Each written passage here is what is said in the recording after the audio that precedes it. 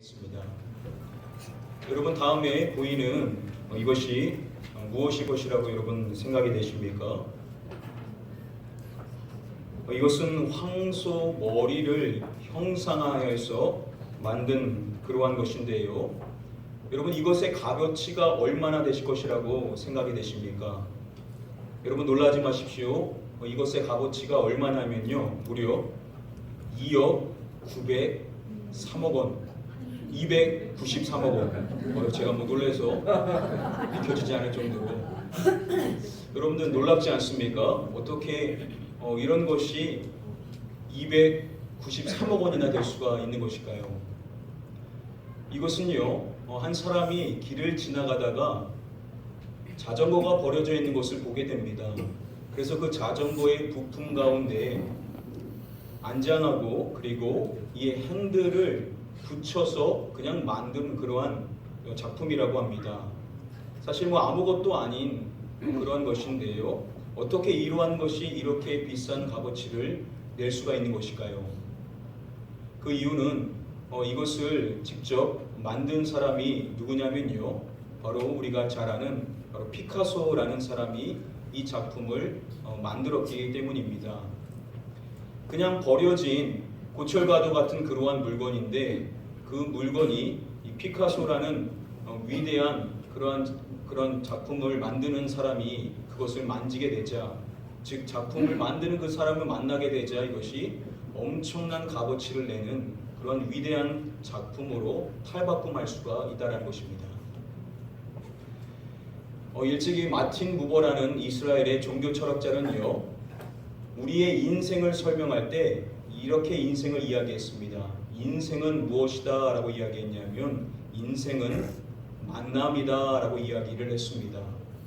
인생에 있어서 가장 소중한 것이 무엇이냐면 바로 만남이라는 것이죠. 만남이 가장 귀하고 그 만남을 통하여 인생이 바뀔 수 있다라고 이야기를 하는 것입니다. 우리가 계속해서 요한복음의 말씀을 함께 살펴보고 있는데요. 오늘은 요한복음 4장 3절부터 우리 9절까지의 말씀을 통해서 오늘 주어지는 이 말씀 가운데 가장 귀중한 만남이라고 할 수 있는 주님과의 만남을 갖게 되었었던 그러한 한 사람을 우리가 살펴볼 수가 있습니다. 이 이야기를 통하여서 오늘 우리는 우리가 만나고 있는, 또 우리가 섬기는 그 주님께서 우리에게 어떠한 주님이신지 두 가지를 좀 함께 살펴볼 수가 있습니다. 이 시간 먼저 바라옵고 또 축복하옵기는 오늘 이 주시는 이 말씀을 통하여서 우리 주님이 얼마나 좋으신 분이시고 얼마나 우리를 사랑하시고 또 얼마나 우리에게 은혜를 베풀어 주시는 분이신지 깊이 깨달을 수 있는 복된 시간 되시기를 먼저 주님의 이름으로 축복드립니다. 아멘. 우리 다음에 본문 말씀을 함께 한 목소리로 읽어보도록 하겠습니다. 사마리아에 있는 수가라는 동네에 계시니 야곱이 그 아들 요셉에게 준 땅이 가깝고. 3장 22절 말씀을 보시면요, 예수님께서 어디에 있었다라고 이야기하냐면 유대 땅에 거하셨다라고 성경은 이야기를 했습니다. 자, 유대 땅에 거하셨던 예수님께서 이제 그 유대 땅을 떠나서 갈릴리로 가실 그러한 계획과 여정 가운데 있었음을 오늘 본문 말씀은 밝혀주고 있습니다. 그렇게 유대에서 갈릴리로 가게 될 때 가장 빠른 길, 가장 쉽게 갈 수 있는 길은 이렇게 그 가운데를 가로질러서 사마리아를 통과하여서 가는 것이었습니다. 오늘 예수님께서는 그렇게 사마리아를 통과하실 때 수가라는 그러한 동네를 들어가게 되셨음을 성경은 밝혀주고 있습니다. 그러한 수가라는 그 동네를 설명해 줄 때 오늘 이어지는 본문 말씀, 다음의 말씀에 보시면은 그곳에 야곱의 우물이 있더라라고 이야기를 해줍니다. 그렇게 야곱의 우물이 있음을 이야기해주고 예수님께서 무엇을 했다라고 이야기하냐면 예수께서 길 가시다가 피곤하여 우물 곁에 그대로 앉으시니라고 밝혀주고 있습니다. 자, 예수님께서 이 수가라는 곳을 오실 때까지 긴 여정을 함께 하셔서 힘드신지라 그 우물 곁에 그대로 앉으셨다라고 이야기를 합니다. 자, 그렇게 예수님께서 그 우물 곁에서 휴식을 취할 때 예수님의 제자들은 어디를 갔냐면요, 먹을 것을 사러 그 동네에 들어갔다라고 이야기합니다. 즉 지금 예수님께서 그 우물 곁에 앉아 계실 때는 다른 제자들은 한 명도 없고 예수님께서 홀로 그 우물 곁에 앉아 있었다라는 것을 확인해 볼 수가 있는 것입니다. 자, 그렇게 예수님이 홀로 우물 곁에 앉아 계신데 그때 누가 그 우물 곁에 오게 되었는지를 오늘 본문 말씀은 이렇게 이야기합니다. 사마리아 여자 한 사람이 물을 기르러 왔음에 예수께서 물을 좀 달라 하시니라고 이야기합니다. 자, 이 사마리아 여자 한 사람이 그 물을 깃고자 야곱의 우물, 예수님께서 쉬시고 계신 그러한 그 우물을 곁을 왔다라고 성경은 이야기합니다. 자, 그렇게 사마리아 여인이 왔었을 때 예수님께서 그녀에게 이야기를 했다라는 것이죠. 예수께서 물을 좀 달라 하시니라고 이야기합니다. 자, 이렇게 해서 홀로 앉아 계셨던 예수님께서 이제 누군가의 만남을 갖게 된 것이냐면 바로 사마리아 한 여자와 함께 만남을 갖게 되었음을 오늘 본문 말씀은 이야기를 해주고 있습니다. 이 말씀을요 그냥 쉽게 읽고 넘어가면요 이렇게 생각할 수가 있습니다. 아, 예수님께서 사주가라는 곳에 들러가셨다가 피곤하셔서 잠깐 앉아 있었는데 우연찮게 한 사마리아 여인이 오게 되었고 예수님이 목이 말라서 그냥 물을 달라고 해서 아주 우연스럽게 이 만남이 이루어진 것이다 라고 우리가 그렇게 쉽게 생각을 할 수가 있습니다. 자, 그런데 오늘 본문 말씀을 자세히 살펴보면요 이것은 결코 우연이 아니었음을 성경이 명확하게 이 이유를 그것이 정확한 근거에 의하여서 이루어진 것임을 성경은 밝혀주고 있습니다. 먼저 말씀해 보시면은 예수님께서 유대를 떠나사 다시 갈릴리로 가실세라고 이야기하죠. 자, 그런데 이어지는 4절 말씀을 보시면은 성경은 이렇게 이야기합니다. 사마리아를 통과하여야 하겠는지라라고 이야기를 합니다. 자, 예수님께서 유대 땅에서 갈릴리로 가실 때 사마리아를 통과해야만 한다라고 그렇게 설명을 해준 것입니다. 앞서서 보여드렸던 지도와 마찬가지로 유대 땅에서 갈릴리로 가기 위하여서 가장 빠른 길, 가장 쉬운 길은 바로 사마리아를 통과하는 것이었습니다. 자, 그런 점에서 오늘 본문 말씀 4절 말씀이 예수님이 사마리아를 통과해야 했다라고 이야기를 하는 것은 너무나 자연스러운 그러한 일인 것입니다. 자, 그런데 여기서 중요한 사실은 게리 버즈 교수에 따르면은요 그러한 루트, 유대인들이 유대에서 갈릴리 사이를 여행할 때 사마리아를 통과하는 것은 결코 통상적인 길이 아니었다라고 이야기합니다. 대부분의 종교적인 유대인들은 동쪽의 여리고를 간 후에 그곳에서 북쪽으로 이동을 했다라고 설명해 줍니다. 자, 유대에서 갈릴리로 갈 때 가장 쉽고 빠른 길은 사마리아를 그냥 통과하면 됩니다. 그런데 대부분의 유대인들이 이렇게 간 것이 아니라 우회하여서 여리고 쪽으로 갔다가 그리고 그곳을 비껴서 즉 사마리아 땅을 비껴서 그렇게 우회하여 올라가게 되었다라고 게리 버치 교수는 설명을 해준다는 것입니다. 그냥 가로질러 가면요 대략 3일 정도의 시간이 걸리는 것에 반해 이렇게 돌아서 가게 되면요 그 2배의 시간인 6일의 시간이 걸린다고 합니다. 자, 그러면 당연히 빠른 길이라고 할 수 있는 신속히 갈 수 있는 사마리아를 가로질러서 가야 될 텐데 대부분의 유대인들은 그렇게 가지를 않았다라는 것이죠. 여러분 그 이유가 무엇이겠습니까? 어디를 피하려고 하는 것이겠습니까?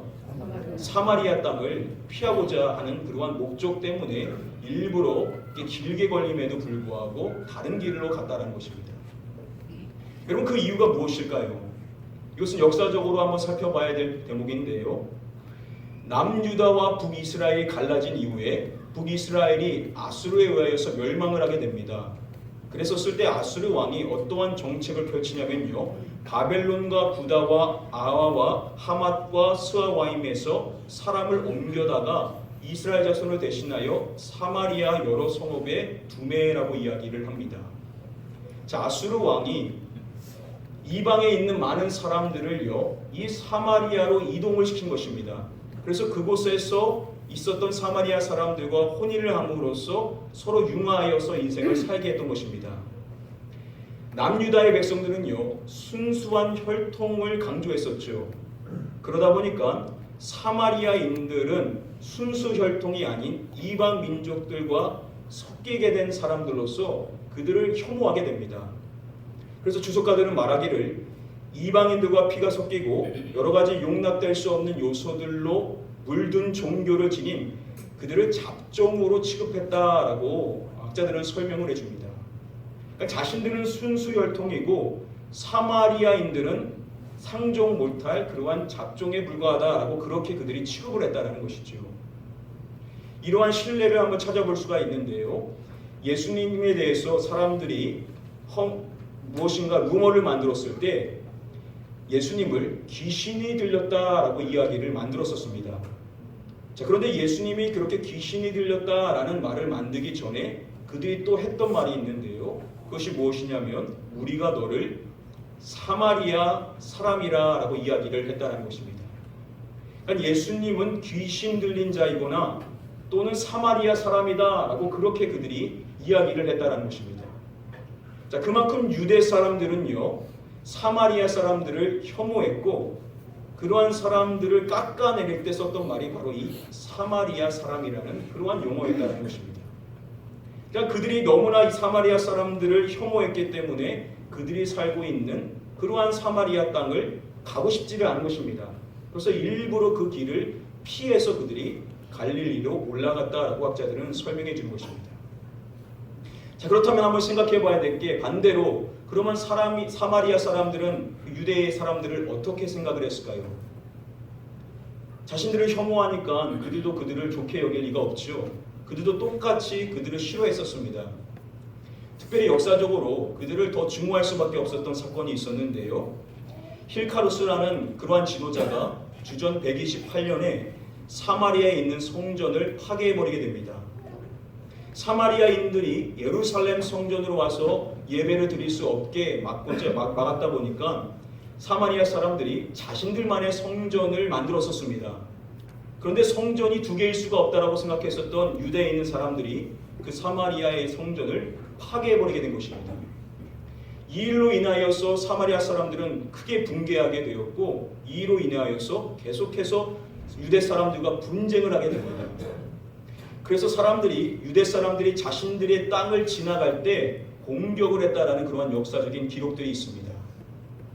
즉 유대 사람들은 자신들이 혐오하는 사람들인 사마리아인들이 사는 그 땅을 혐오했기 때문에 피했을 뿐만 아니라 또 그곳을 가게 되면 사마리아 사람들의 공격을 받을 수가 있기 때문에 그들은 빠른 길이라고 할 수 있는 사마리아 땅을 가로질러서 간 것이 아니라 그들을 혐오했고 또 오히려 안전한 길로 여겨질 수 있는, 그래서 삥 돌아서 6시간이나 걸리는 그러한 길을 그들은 선택하지 않을 수가 없었다라는 것입니다.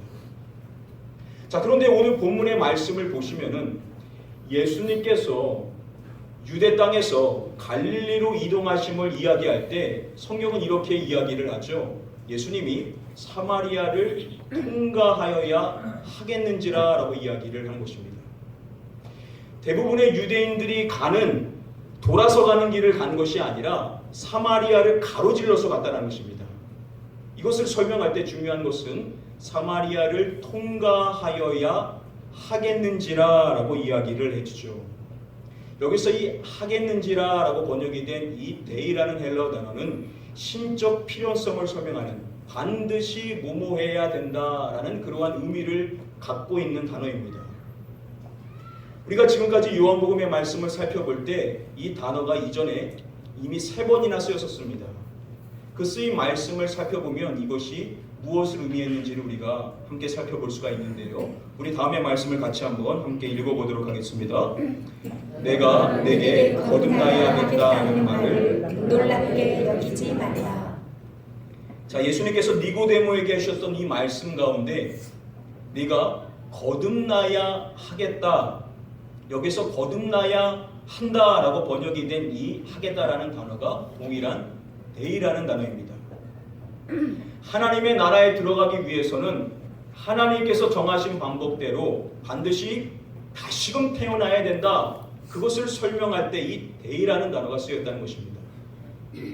또한 다음의 말씀도 보시면은 모세가 광야에서 뱀을 든 것 같이 인자도 들려야 하리니, 예수님께서 십자가에 들리셔야 됨을 설명할 때 쓰였었던 인자도 들려야 하리니, 여기서 하리니라는 이 단어가 동일한 데이라는 단어가 쓰였습니다. 하나님의 계획에 의하여서 자신의 독생자를 이 땅에 주시고 그 독생자가 십자가에 달리셔야만 했다라는 것을 설명할 때 쓰인 단어가 바로 이 데이라는 단어라는 것이죠. 또한 한 가지의 말씀이 더 있는데요. 세례 요한이 이렇게 이야기했었죠. 그는 흥하여야 하겠고 나는 쇠하여야 하리라. 자, 여기서 예수 그리스도만이 흥해야 하겠고, 여기서 하겠고라고 번역이 된 이 단어가 바로 데이라는 단어입니다. 예수 그리스도만이 계속해서 흥하셔야만 한다라는 것을 설명할 때 쓰인 단어가 바로 이 데이라는 단어인 것입니다. 사람이 반드시 다시 태어나야만 하고 예수 그리스도께서 반드시 십자가에 달리셔야만 되고 오직 예수 그리스도만이 흥하셔야만 한다라는 것을 설명할 때 쓰였던 단어가 데이라는 단어인데, 오늘 본문의 말씀에서 예수님께서 유대 땅에서 갈릴리로 가실 때 사마리아를 통과하여야 하겠는지라, 여기서 데이라는 단어가 쓰임으로써 반드시 예수님께서 그 사마리아를 통과하셔야만 했다라고 이야기를 한다는 것은 결국 무엇을 이야기하는 것이겠습니까? 이것은 그냥 우연히 있었던 일이 아니라 하나님께서 일찍이 계획해 놓으셨던 그러한 의도에 의하여서 이루어진 일이다라고 WPC 주석은 설명을 해주고 있습니다. 이런 것이죠. 예수님께서 사마리아 여인에게 찾아가신 것이고 그래서 그녀와 만나게 되신 것인데, 우리가 쉽게 보면 사마리아 여인이 그냥 우연에 의하여서 예수님을 만난 것처럼 비춰질지 모르지만 이것은 결코 우연이 아니라는 것입니다. 이것은 어떠한 것이냐? 일찍이 하나님께서 계획해 놓으셨던 그러한 계획에 의하여서 이루어진 축복의 만남이다라고 성경은 이야기를 해주고 있다는 것입니다. 즉 하나님께서 계획해 놓으신 그 계획의 걸음을 따라 예수님이 걸어가신 것인데, 그 걸음을 설명할 때 대부분의 유대인들이 가는 길이 아니라, 대부분의 유대인들은 사마리아 땅을 혐오했고 그 사람들을 만나지 않고 안전한 길이었었던 우회하는 길을 선택하여 갔는데, 예수님은 그렇게 하신 것이 아니라 어떻게 하셨냐면 그 사마리아 땅을 가로질러 가신 것인데, 왜 그렇게 가로질러 가시려 하셨냐? 그 사마리아 땅에 여러분 누가 있었기 때문인 것입니까? 바로 사마리아 여인이 있었기 때문에 예수님께서는 그 땅을 가로질러 가셔야만 했다라고 이야기를 함으로써 결국 우리에게 너무나도 중요한 사실을 말씀해 주시는 것인데, 그것은 무엇이냐면 예수님께서는 한 사람을 만나주시기 위하여 친히 찾아오시는 그러한 은혜의 주님이다라고 우리에게 첫 번째로 이야기를 해주신다는 것입니다. 어떨 때 보면은 우리가 너무나 당연하게 여길지 모르지만요, 주님께서 저와 여러분들 한 사람을 만나주시기 위하여서 친히 찾아와 주신다. 여러분, 이것은 기적 중에 기적이 아닐 수가 없습니다. 저와 여러분들이 어떠한 존재라고 주님이 우리를 만나주시기 위하여서 친히 우리에게 찾아와 주시냐? 이것은 기적 중에 기적인데, 우리가 다시금 깨달아야 될 중요한 사실은 뭐냐? 주님은 오늘도 우리를 만나주시기 원하시고 저와 여러분들의 신앙이 더 깊어짐으로 말미암아 더 풍성한 인생의 삶을 살 수 있도록 오늘도 우리를 찾아와 주시는 그러한 은혜의 주님이라는 사실을 우리 다시금 깨닫는 자가 되어야만 될 줄 믿습니다. 사랑하는 성도님들, 여러분들이 한 주를 한 주 살아가실 때마다 주님이 여러분들을 찾아오신다는 사실을 여러분들 꼭 기억하시기를 바랍니다. 그리고 그 은혜의 주님이 여러분들을 찾아오실 때 여러분들에게 있어서 가장 귀중한 시간이 언제이십니까? 여러분, 그 시간을 소중히 여기시고 주님이 여러분들에게 찾아와 주셔서 말씀해 주시고 또 은혜를 주실 때 그 시간을 귀히 여기시고 그 시간을 계속해서 늘려나가심으로써 날마다 주님과의 깊은 교제를 형성해 나가실 수 있는 저와 여러분들 되시기를 주님의 이름으로 간절히 축복하며 축원드립니다. 아멘. 첫 번째로 주님은 우리를 직접 찾아와 만나 주신다라고 첫 번째로 이야기를 해주신 것입니다. 우리 다음에 본문 말씀을 함께 한 목소리로 읽어보도록 하겠습니다. 사마리아 여자가 이르되 당신은 유대인으로서 어찌하여 사마리아 여자인 나에게 물을 달라한가 하니 이는 유대인이 사마리아인과 상종하지 아니함이로라. 자, 예수님께서 물을 길러 온 여인에게 물을 좀 달라라고 그렇게 먼저 말씀을 건네시죠. 자, 그렇게 말씀을 받았었던 그 여인이 반응했었던 말이 이것입니다. 당신은 유대인으로서 어찌하여 사마리아 여자인 나에게 물을 달라 하나이까? 라고 이야기합니다. 당신이 딱 봐도 유대인인데 사마리아인 여자인 나한테 왜 그렇게 말을 건넵니까? 라고 그렇게 반문을 하는 것입니다. 이어지는 말씀을 보시면은요, 이것을 기록한 사도 요한이 친절하게 이렇게 밝혀줍니다. 이는 유대인이 사마리아인과 상종하지 아니함이로라 라고 이야기합니다. 그러니까 유대인들은요, 사마리아인과 상종조차를 하지를 않는다라는 것입니다. 자, 그런데 지금 이 말씀에 보시면은 그녀가 이야기를 할 때 사마리아 사람이라고 이야기를 하지 않고 사마리아 뭐라고 이야기합니까? 사마리아 여자인 나에게 라고 이야기를 하죠. 주석가들에 따르면은요, 당시 이 유대교와 그리고 사마리아 사회에서는 남성들이 공적인 장소에서 여성들과 이야기를 나눌 수 없었다라고 이야기를 합니다. 그러니까 사마리아인들과는 상종조차 않았는데 더 상상할 수 없는 일은 유대인 남성이 사마리아 여성과 이야기를 하는 것이었다는 것입니다. 더욱이요, 이와 같은 것은 부부 사이에서도 공적인 장소에서 대화가 이루어지지를 않았다고 합니다. 부부여도 바깥에서 불필요한 이야기를 하지를 않았다는 것이죠. 그런데 미혼인 남성이 사마리아 여성과 이야기를 한다. 이것은 있을 수 없는 일에 해당이 된다는 것입니다. 자, 그런데 예수님께서는 이것이 일반적인 전통이었었는데 그럼에도 불구하고 예수님께서는 그녀에게 보자마자 물을 좀 달라라고 그렇게 이야기를 꺼내셨던 것입니다. 그러한 예수님의 그 말에 사마리아 여인은 놀랄 수밖에 없었죠. 그래서 사마리아 여자인 나에게 왜 물을 달라 하나이까? 라고 그렇게 놀라서 반문을 하지 않을 수가 없었다라는 것입니다. 그만큼 당시 유대인 남성과 그리고 사마리아 여인이 서로 대화를 한다라는 것은요, 당시로서는 상상할 수 없는 그러한 일에 해당이 된다는 것입니다. 그래서 나중에 먹을 것을 사러 동네에 들어갔었던 제자들이 다시금 예수님이 계신 곳으로 돌아오게 되죠. 그때 그들이 무슨 광경을 보게 되냐면 예수께서 여자와 말씀하시는 것을 이상히 여겼으나 라고 이야기합니다. 제자들이 깜짝 놀란 것입니다. 왜 깜짝 놀랐냐면 예수님이 누구하고 말씀을 하냐면 여자하고 말씀하시는 것을 보고 그들이 놀랄 수밖에 없었다라고 성경은 이야기를 하는 것입니다. 자, 그만큼 유대인 남성이 사마리아 여인과 이야기를 한다. 이것은 아주 충격적인 사건이었다는 것이죠. 이와 같은 충격은요, 이 여성이 어떠한 사람인지를 확인하면 더 크게 느껴질 수밖에 없습니다. 자, 예수님께서 우물 곁에 앉아 있으셨다라고 밝혀주는 이 6절 말씀 마지막에 보시면은 그 시간이 언제인지를 이렇게 밝혀주죠. 때가 6시쯤 되었더라라고 이야기합니다.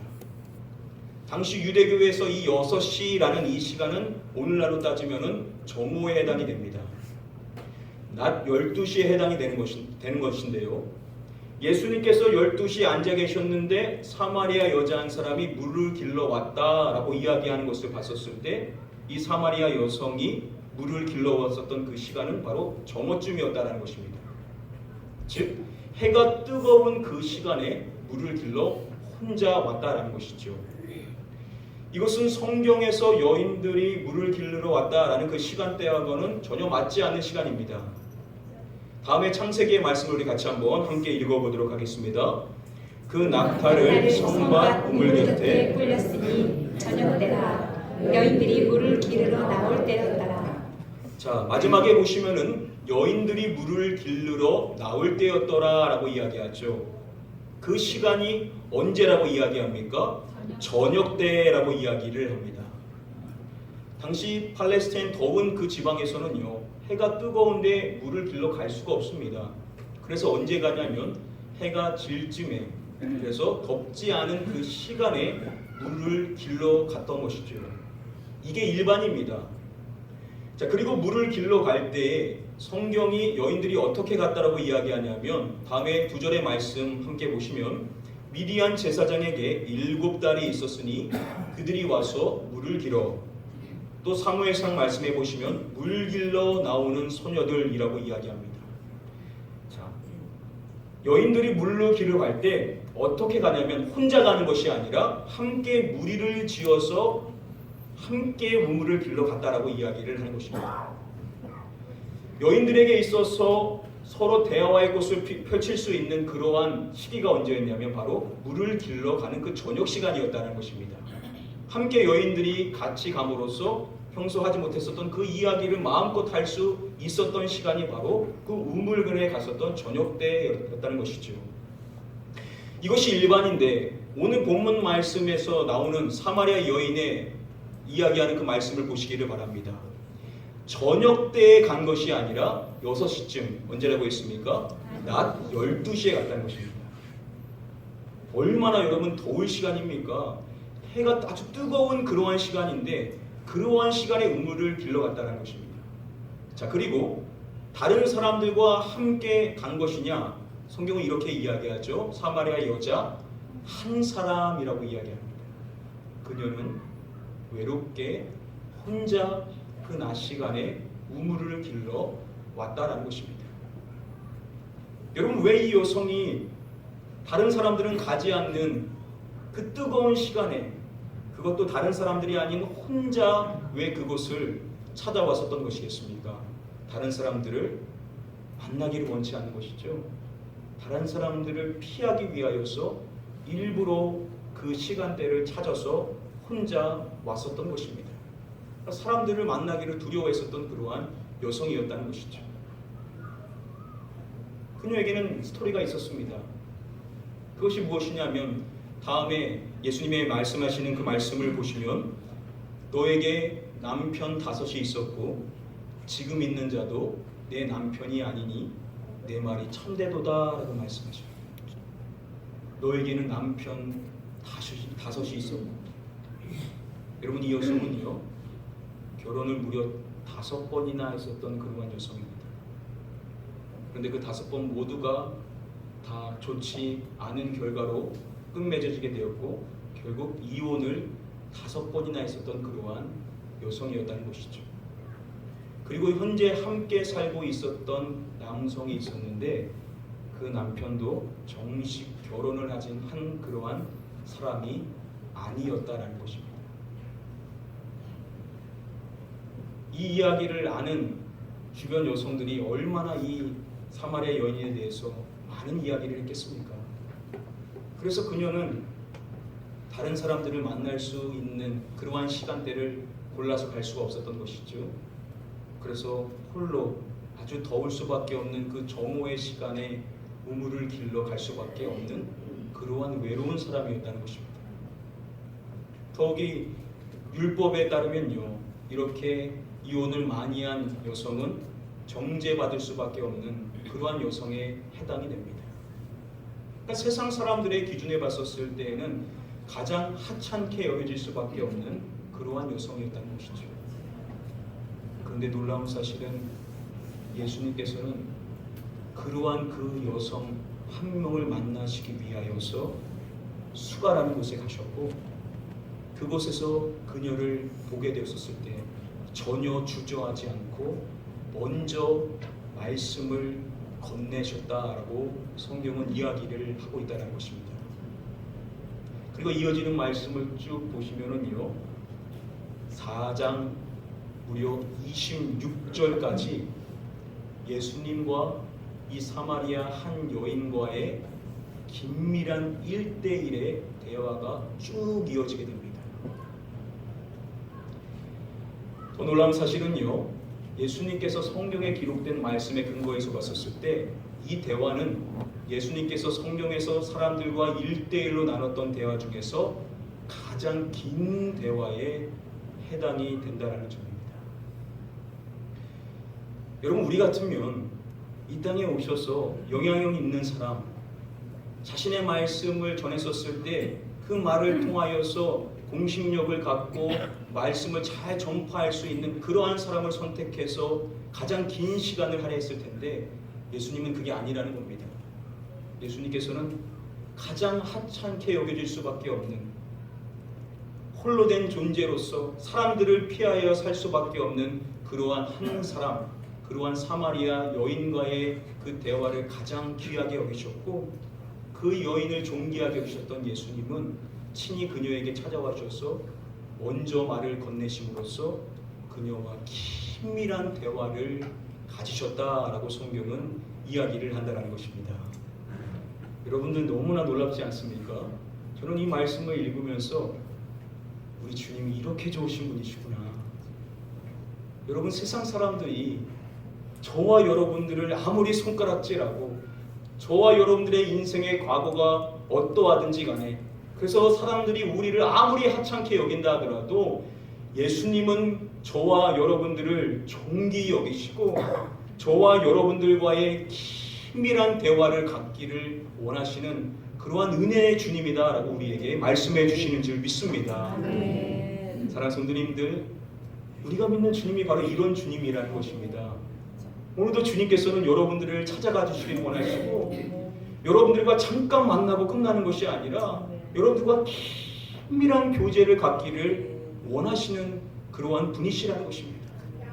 사람들은 우리를 비난할 수 있고 사람들은 우리를 정죄할 수 있을지 모르지만, 예수님은 아무리 그러한 사람이라 하더라도 저와 여러분들을 외면치 아니하시고 오히려 우리를 존귀 여기시고 우리와 긴밀한 교제를 나누시기를 원하시는 그러한 은혜의 주님이라는 사실을 여러분들 다시금 깨달으시고 이 주님과의 긴밀한 교제를 더 깊이 이어나가실 수 있는 그러한 저와 여러분들 되게 되시기를 주님의 이름으로 간절히 축복하며 축원드립니다. 오늘 말씀 간단히 정리해 드림으로써 오늘 말씀 맺도록 하겠습니다.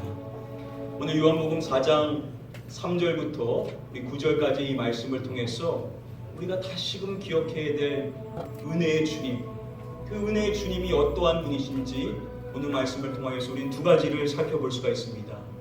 먼저 첫 번째는 이것입니다. 예수님께서는 오늘도 저와 여러분들을 만나주시기 위하여서 친히 찾아와 주시는 분이시다라고 우리에게 첫 번째로 말씀해 주시는 것입니다. 저와 여러분들 누구도 우리 힘으로 스스로 주님을 만날 수는 없습니다.